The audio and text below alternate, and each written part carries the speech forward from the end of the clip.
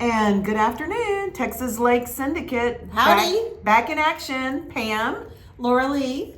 And today we're going to be talking about lakes in the hill country. That's right. We're at a totally different side of the lake, but I thought that maybe just we should go back and reintroduce ourselves just a little bit in case you missed our first showing. This is showing number 2. Woohoo. So I know, right? We're almost pros. We won't go that far. Okay. So anyway, we are the Texas Lake Syndicate, and we work for Lake Homes Realty. And the thing about Lake Homes Realty is they are all over lakes in Texas, actually all over in the United States. Yes. But in Texas, they have showings of houses on 229 different lakes. And so we have, I think, 189, no wait, not that many, 29 agents or something like that in Texas.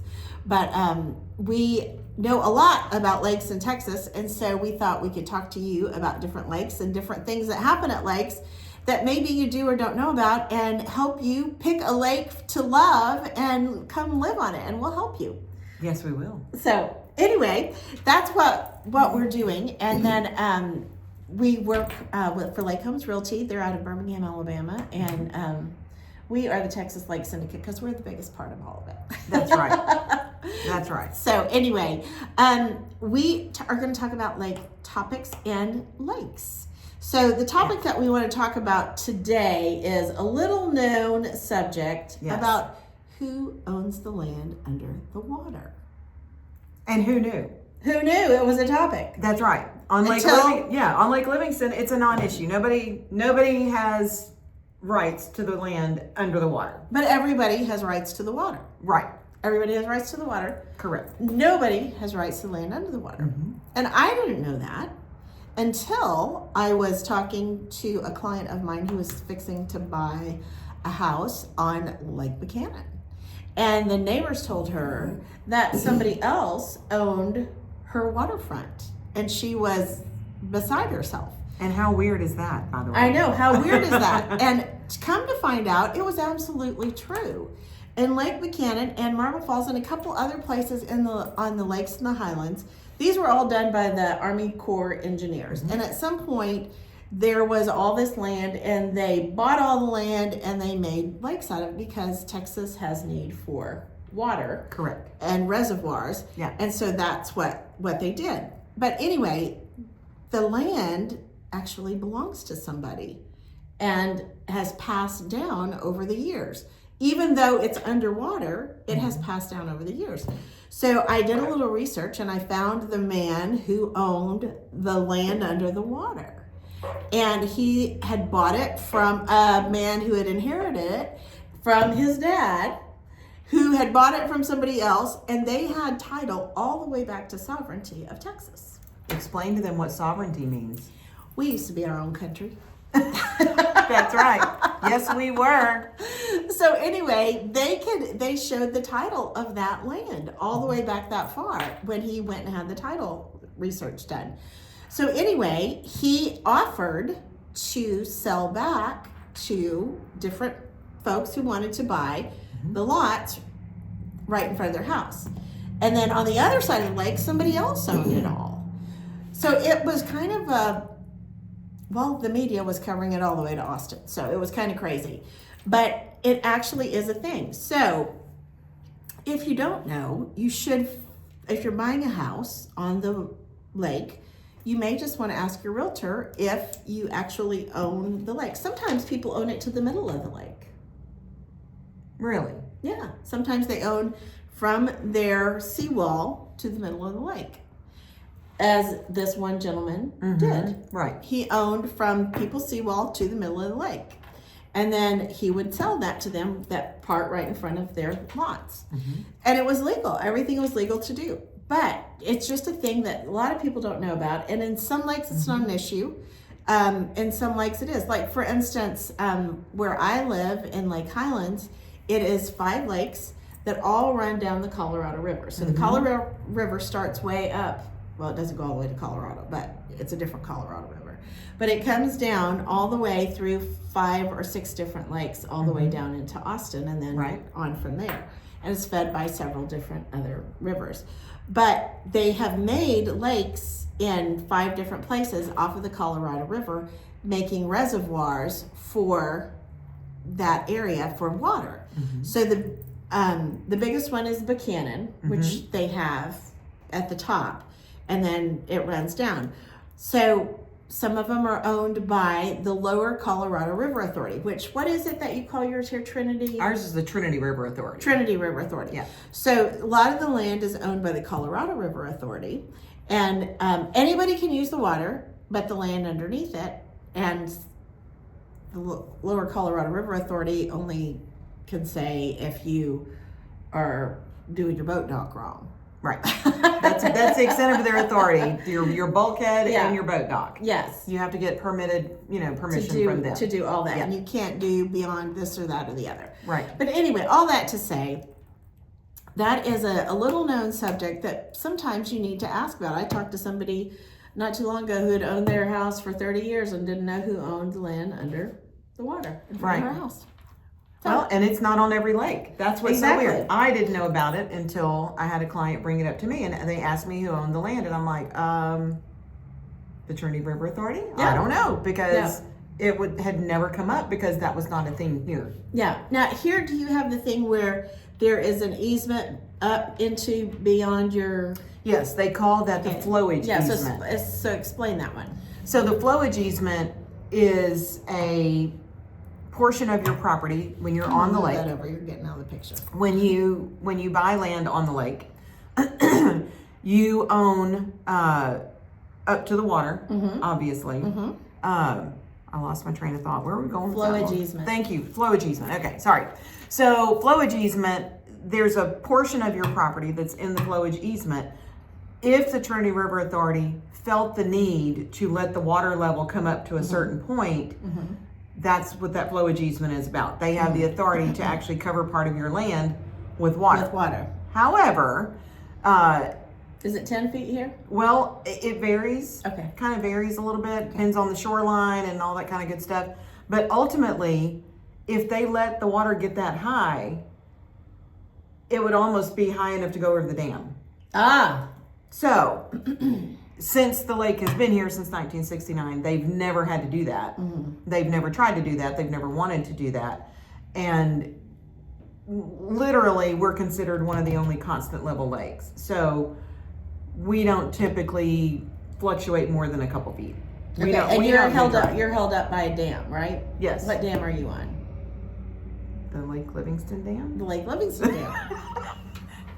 The one by my house is the Words Dam. Oh, okay. No, this is just the yeah. Livingston Dam. Okay. It does not have a special name as far as I know. Okay, Yeah. we have several dams by us because we have the 5 different lakes. Yeah. But anyway, so that's another thing to know is what the flowage easement is on your property, just so that you know. I mean, you may never need to know or have any problem with it, but it's kind of a good thing to ask and something that everybody doesn't know about. Well, and most lenders, fun fact, you can't have your home built in the flowage easement because the TRA has command over that dirt. So you can't, so therefore a lender's not going to lend there, because if they did have the need to raise the lake, your house would be in the water. your house would be in the water and insurance wouldn't pay. They don't like that. And the lender wouldn't get their money, and you know how that goes. So that's what it's different than the floodplain.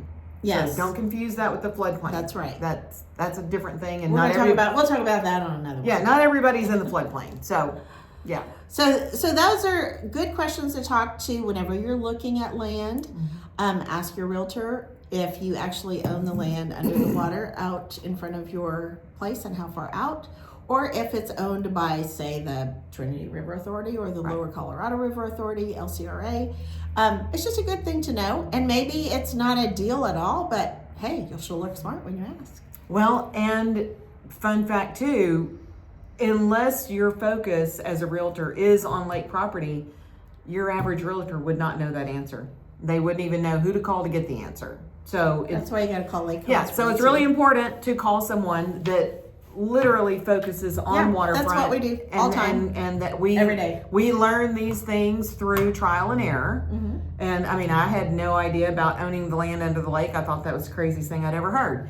But I just hadn't been on a lake that mattered. Yeah, it was a non-issue here. It never even crossed my mind. So it's understandable that the average agent wouldn't have that knowledge. So nothing against them. They just they don't know that they don't know. Right. So that's one of the good reasons to make sure that when you're hiring an agent, let's say you're going to move here to Lake Livingston or to Lake LBJ, you want to hire somebody who's in that area and knows that area, not your best friend from Dallas who, can look stuff up for you. Right. You need somebody who really knows what's going on in that market, because it's different in each market and each lake. There's different things. Well, and if they're not a lake agent, they don't know the right questions to ask you to make sure you're buying the correct waterfront property. Yeah. There's so many variables. Yeah, there are so many. And I tell you what, every single time I buy or sell one for a client, I learn something new. Yes. Every single time. Every time. Oh, that too. Septic. That's a whole nother That's an ugly episode. story. We'll do an episode Yeah, on we'll do an septic episode. systems. Septic. Yeah, so fun. Take notes, things we got to talk about. Right. Okay, so anyway, those are some subjects that you may want to talk about. So now we're going to talk about my lake. Yes, we are. I have 5. She has 5. I only have 1. She has 5. Yeah, but they all together might make up your lake. I don't know. Yeah, they would all fit in my lake. That but, probably.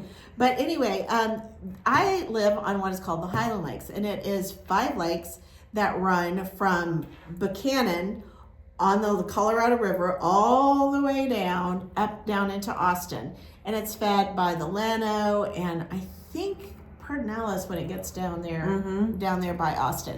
So, but I specifically work in the upper Highland Lakes, which is Buchanan, Inks Lake, Lake LBJ, where I am, and Marble Falls. And then Lake Travis, we have another lady on our team, Nancy, who is expert on Lake Travis. I don't know that much about it, but if you call me about it, I will send you her number. There you go. But anyway, she's an expert on Lake Travis. And then Libby and I, who are on that team, do Buchanan, LBJ, Marble Falls, and Inks. And each one of those are wildly different lakes. Even though they're all flowing out of the same Colorado River, each one of them is very, very different. And goes, when you want to, when somebody's asking about it, you need to know, hey, are you a fisherman? Is that what you really want to concentrate on? Yes. Or do you just have a speedboat and you just want to go for miles? What lake do you want to be on? Because if that's what you want to do, I'm not going to tell you Marble Falls, because Marble Falls is, what did I say? 5.7 miles long? Yeah, it's a small lake. It's a great lake. It's a great lake. It's so quiet. It's so nice. Pretty. It's clear. And it's right there in Marble Falls. You can sit over in the Riverside Cafe and look out over all of it. The views are spectacular. Yes, gorgeous. And then it's down in the canyons and all that. So cool. But Marble Falls is a smaller one. And then Inks Lake is what is known as, people like to say constant level. Bruce told me not to say that. Okay. I think he said managed level. Okay. I'm not supposed to say constant level. Tomato. A constant level. But the point is that because it's managed by dams, as you were talking about, because it's managed by dams, they have to keep it at a certain level. And there is a power plant, I call it the Water Fairies Castle. There is a power plant where the water fairies spend all day turning water into electricity, so they have to keep it at a level where that can work. Right. So Lake LBJ is what they call a constant level or a managed level lake. Gotcha. And Lake Inks Lake is the same way. Right, and there aren't that many in the state that are considered managed level or constant level. Yeah. There's not that many. No, so what happens is, let's say for instance, Lake Travis or Buchanan, much larger lakes, but not managed level. There you go. So I can remember when we had the big drought, year before last, I was out showing property at Lake Buchanan, and I pulled up, it was the spring, it was like April, and I pulled up and I'm like, oh my gosh, they got water. How did they get water? It was all bluebonnets. The whole lake was covered in bluebonnets. I bet it was gorgeous. It was gorgeous. But it was not water. It was not water, so you can't ride your boat in bluebonnets. No. So anyway, but it was beautiful. But so now the lake is back up. I think I looked today, Buchanan is at 93%. So that's awesome. Okay, do you happen to know what the capacity at Travis is at right now?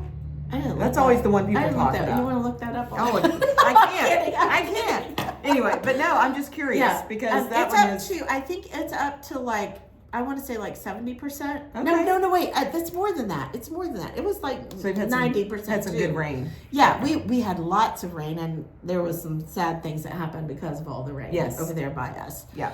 Which, tragic. Too much of a good thing. Too much of a good thing. Very tragic loss of life due to the floods.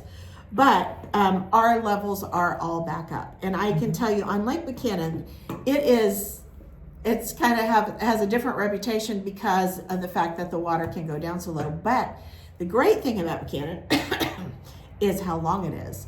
It is 31 miles long. I was boating with friends one day, and we got way out that there's waterfalls and these canyons, and I mean, you look like you're in Disney World or something, with all these waterfalls coming down. It's so cool. Totally lost track of time. My husband's like calling me, and I had my phone, in the seat, and didn't hear it. He's like, "Are you coming home?" I'm like, "What?" Nope. So it's lovely, and the ride all the way back up there, up the Colorado River, is spectacular. You have to see it, but it's known as a fishing lake, and so there's lots of little cubbies and coves and places you can go, and it's well known for fishing there in Buchanan. And then you have Lake LBJ, which is known for being constant managed level. Right. But it's very long as well. I think, what did I tell you was LBJ's length? 21 miles. Yeah. 21 miles. So it's long, but it's narrow because it's really part of the river until you get to about Granite Shoals, that area, and then the whole thing opens out. Then you have a huge lake. So you got Horseshoe Bay, Granite Shoals, Sunrise, all of that right there in that really super duper open area. And so that is well loved by people who like to take their kids boating or tubing and skiing, and that's what that's good for. The wake boats for them to ride, surf on the wakes. Yeah, exactly. That's very, very popular. And then of course you have the Horseshoe Bay Resort there, which has its own popularity. Yeah. So you've got all those people that are there for the resort and then using the marinas and the pools and all that stuff there at the resort. Which it's beautiful. We stayed one time and it was lovely. Yeah, it's really, really fun.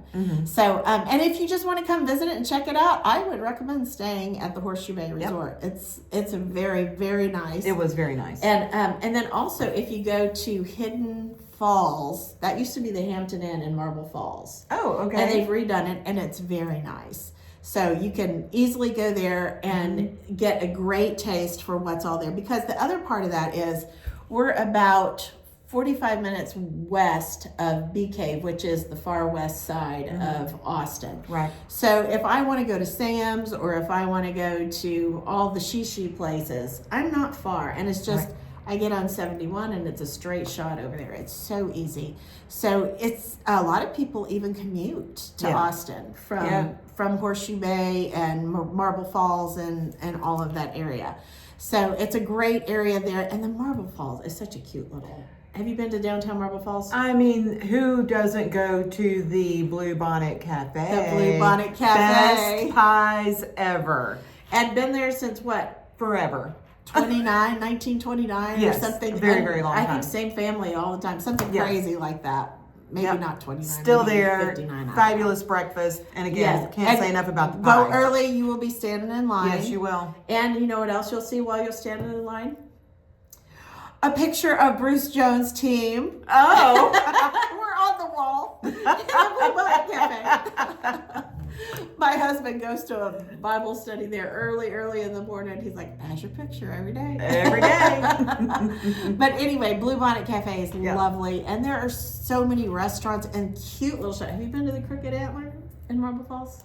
I have not. We had a deer lease in Marble Falls years and years and years ago, and Crooked Antler is a dress shop. There was nothing there.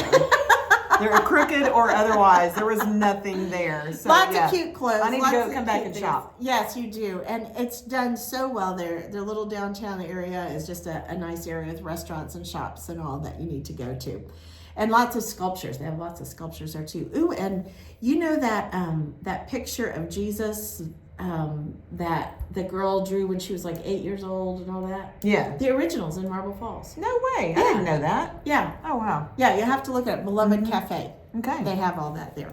So anyway, oh my goodness, we've talked a long time already. We have talked a long time. I have a lot of We have so much to talk about, though. I know. So this is why you're going to see us consistently, because there are so many lakes and so many noteworthy things when it comes to lake life. I know.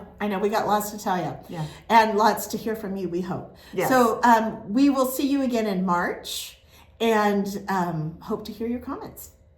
Bye. Life is short. By By the lake house.